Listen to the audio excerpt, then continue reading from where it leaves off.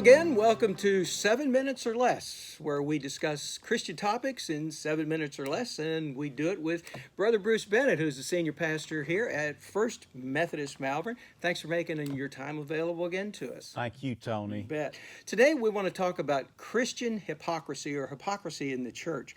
And the dictionary defines hypocrisy as the practice of claiming to have moral standards or beliefs to which one's own behavior does not conform.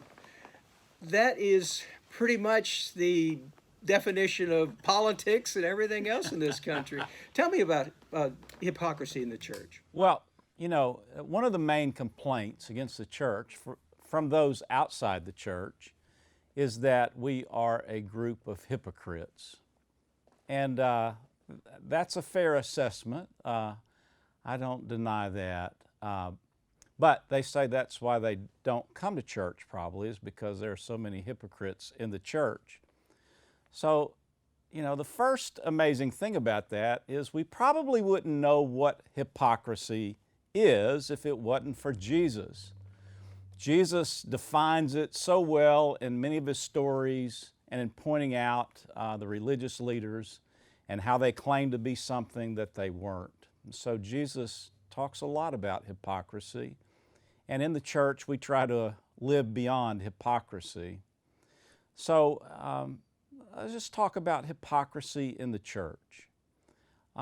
In any organization, by the way, that I've ever been a part of, there are usually some hypocrites.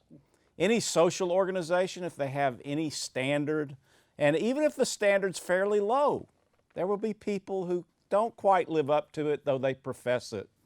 I think of how I've been a Rotarian off and on for many, many years, and we have the four-way test.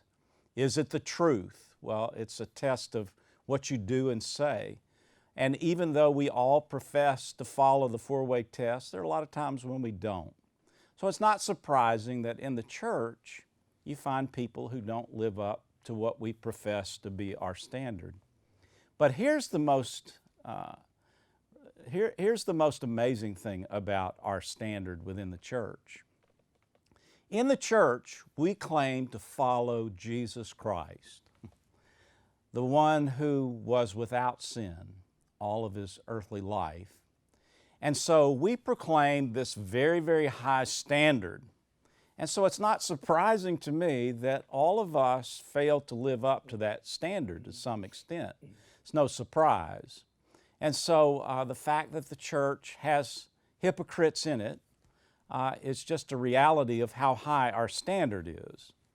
The other thing is that those of us in the church recognize that we're hypocrites because our standard is so high. One of the reasons we're in the church is because we are asking God to help us to live up to this very high standard of love, grace, forgiveness, and service to other people. It's a very high standard.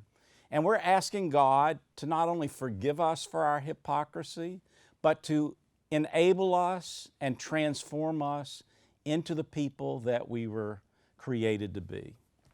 And so within the church, most people recognize, I place myself in that group, we recognize that there is some hypocrisy in our lives, and we're trying to live beyond it. A long time ago when I was in high school, one of my family members pointed out to me that I was a hypocrite. I had critiqued someone, and they pointed out that I didn't live up to the standard of Jesus of loving everyone. And I acknowledged that they were right. But I also said to them, you know, this is a charge that you can mount against me, and it's true. And I ask for forgiveness, and I'll try not to live that way anymore.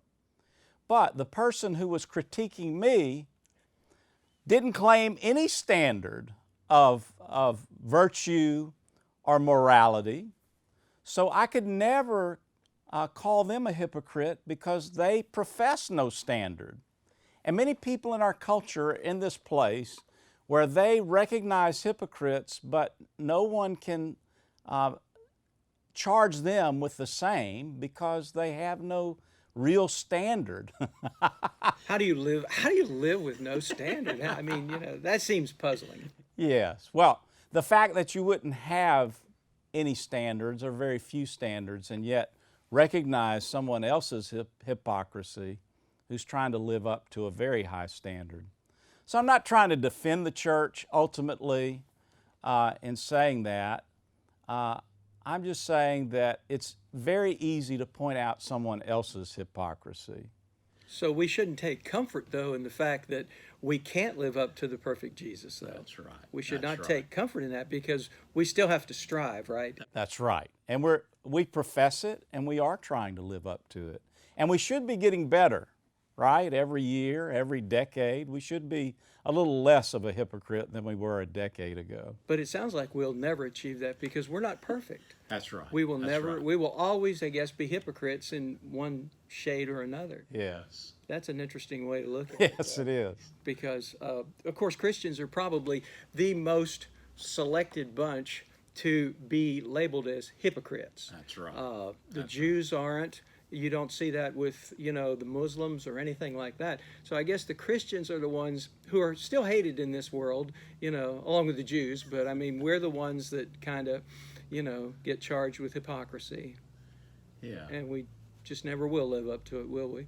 No, but we should do better. We should do better.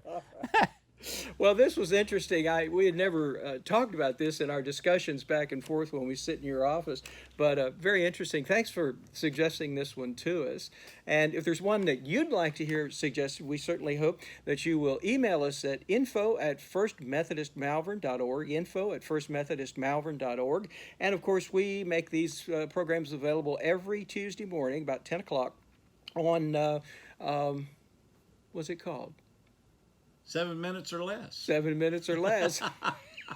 That's not why I was trying to figure out the name of the station. But anyway, the name of the internet. But anyway, we hope you will join us. I will Vimeo. try to. That's Vimeo. it, Vimeo. I will try to get my memory back by next week. Thank you so much for being along. Thanks, Brother Bruce. Thank you, Tony.